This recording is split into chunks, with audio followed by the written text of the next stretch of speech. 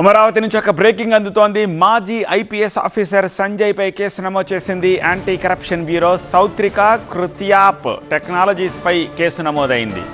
పలు సెక్షన్ల కింద కేసులు నమోదు చేసింది ఏసీబీ.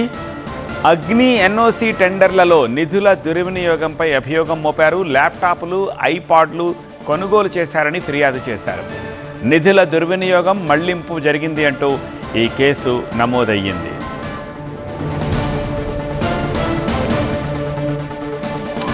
మాజీ ఐపీఎస్ సంజయ్ని స్క్రీన్పై చూస్తున్నారు. ఆయనపై కేసు నమోదు చేసింది ఏసీబీ. సౌత్రిక కృత్యాప్ టెక్నాలజీస్పై కేసు నమోదైంది. పలు సెక్షన్ల కింద కేసు నమోదు చేసింది ఏసీబీ. అగ్ని ఎన్ఓసి టెండర్లలో నిధుల దుర్వినియోగంపై అభియోగం మోపారు. ల్యాప్టాప్లు, ఐప్యాడ్లు కొనుగోలు చేశారని ఫిర్యాదు చేశారు. నిధుల దుర్వినియోగం జరిగిందని, నిధుల మళ్లింపు జరిగింది అంటూ కేసు నమోదు చేశారు.